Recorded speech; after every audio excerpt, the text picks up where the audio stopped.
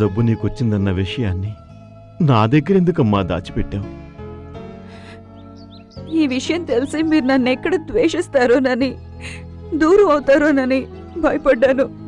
ఈ లోకంలో మీరు తప్ప నాకు ఇంకెవరున్నారు? చూడమ్మా, ఈ చేతుల మీద నిన్ను పెంచాను, ఈ గుండెల మీద నిన్ను ఆడించుకున్నాను. నిన్నెలా ద్వేషించగలనమ్మా?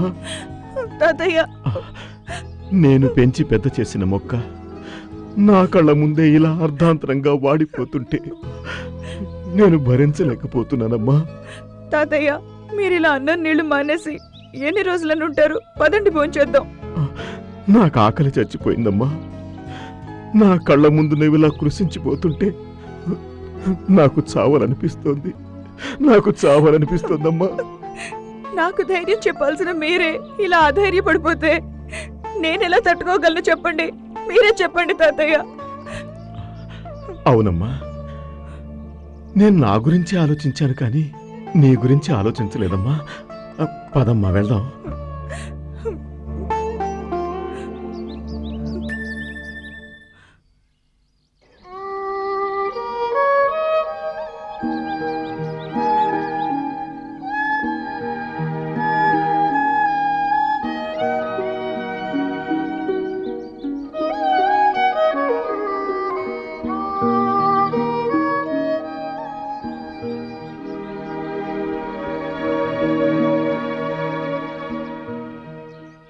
ఏంటందరూ విచారంగా ఉన్నారు? ఏమైంది? మీ గురించి ఆలోచిస్తుంటే మా గుండె తరుక్కుపోతోంది. మీకు ఈ విషయం నిన్ననే తెలిసిందే, కానీ నాకు 3 సంవత్సరాల క్రితమే తెలుసు. ఆ విషయం తెలిసి కూడా బాధల్ని గుండెల్లో పెట్టుకుని నవ్వుతూ ఎలా బతకగలుగుతున్నారు? అలా అని దాని గురించి ఆలోచిస్తూ ఉంటే నేనింకా త్వరగా చనిపోతాను. అంత మాట అనకండి. మీరు కలకాలం బ్రతకాలి, మిమ్మల్ని మేం బతికించుకుంటాం. నాకు బతకాలనే ఉంది, కానీ ఈ జబ్బుకి మంది ఎవరూ కనిపెట్టలేదు. దేవుడు చాలా నిర్దయుడు. సమాజ సేవ చేస్తూ 10 మందికి ఉపయోగపడే మీకు ఈ జబ్బు రావడం చాలా దారుణం.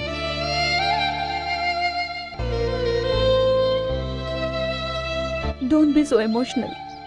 ఎవరిని నిందించి లాభం లేదు. ఈ లోకంలోకి వచ్చిన వాళ్ళు ఏదో ఒక రోజు పోవలసిందే. అంతవరకు ఆనందంగా బతకాలి, నిస్సహాయులకు సాయపడాలి. ఇదే నా ముందున్న కర్తవ్యం. రండి, భోంచేద్దాం.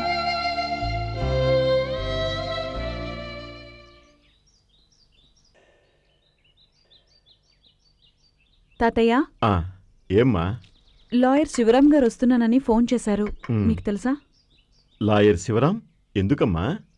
అది తాతయ్య, అరుణ చారిటబుల్ ట్రస్ట్ ట్రాన్స్ఫర్ విషయం మాట్లాడాలని వస్తానన్నారు. అరుణ చారిటబుల్ ట్రస్ట్ ట్రాన్స్ఫర్ ఇప్పుడెందుకమ్మా? అవును తాతయ్య, రవి, కిరణ్, మదన్ రంగాలను బోర్డ్ ఆఫ్ డైరెక్టర్స్ గా నామినేట్ చేయాలనుకుంటున్నాను. ఇప్పుడు అవన్నీ ఎందుకమ్మా? నేనుండగానే ట్రస్ట్ ని ట్రాన్స్ఫర్ చేసేస్తే మంచిది కదా, అదే నా కోరిక. నువ్వు లేకుండానా? నీ లోటును నేను ఊహించలేకపోతున్నానమ్మా. తలుచుకుంటేనే గుండె పగిలిపోతోంది. నా స్థానంలో ఆ నలుగురు మీకు సాయంగా ఉంటారు తాతయ్య.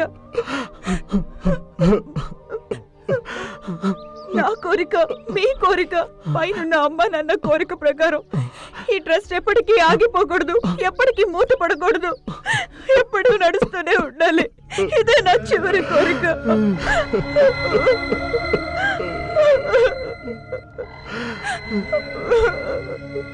అమ్మా అరుణ, నీ చివరి కోరిక మంచిదే, కానీ ఇదే నీ చివరి కోరిక అంటున్నావే, దాన్ని నేను భరించలేకపోతున్నానమ్మా.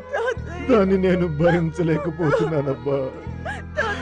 భగవాన్, నాకెందుకు ఈ రంపపు కోత మిగిల్చావు భగవాన్? అరుణ,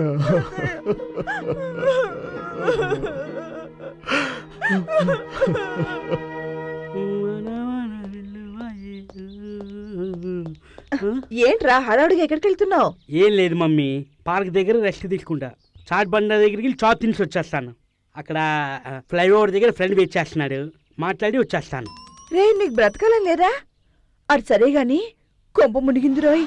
ఆ నలుగురిని ట్రస్ట్ బోర్డ్ మెంబర్స్ చేస్తున్నారా. అలాగా? అలాగే చూస్తుంటే చివరికి మనకి మిగిలేది చిప్పే. Mummy you worry not, I here, no fear, bye bye. ఏమిటో వీడియో వెరిమాలోకం.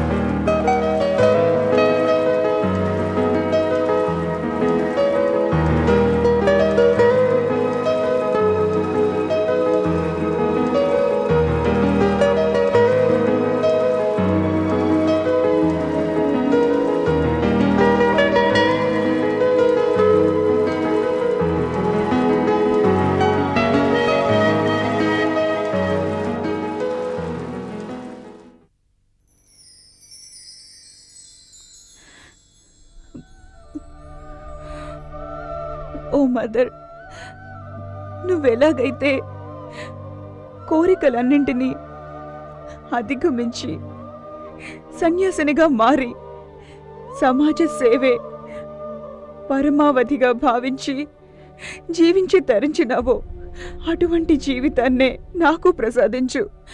నీలా సేవా జీవితాన్ని కొనసాగించుటకు నాకు శక్తినిచ్చి దీవించమ్మా, దీవించు. ఉద్రేకాలను, ఆవేశాలను అధిగమించుటకు కావలసిన మనోనిబ్బరాన్ని ప్రసాదించు. మానవ కళ్యాణం కోసం నీ జీవితాన్ని ఎలా త్యాగం చేశావో అటువంటి జీవితాన్నే నాకు ప్రసాదించి ఆశీర్వదించమ్మా. నన్ను ఆశీర్వదించమ్మా, నన్ను ఆశీర్వదించమ్మా. ఇర్విన్ వాలెస్ అనే రచయిత the intimate sex life of famous people అని ఒక సంకలనం ప్రచురించాడు.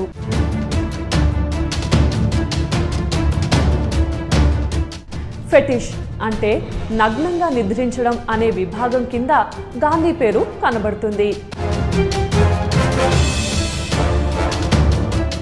తన కామవాంఛ వల్లనే కదా తండ్రి అంతిమ గడియల్లో ఆయన వద్ద లేకుండా పోయింది అనుకున్నాడు.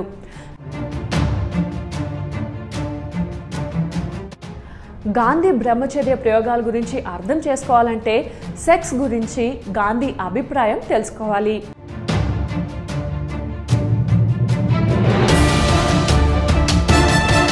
అప్పటికే ఆయన అభ్యంగన స్నానాలు, మాలీసులు, ఆడపిల్లల భుజాల మీద చేతులు వేసి నడవడాలు వివాదాస్పదం అయి ఉన్నాయి.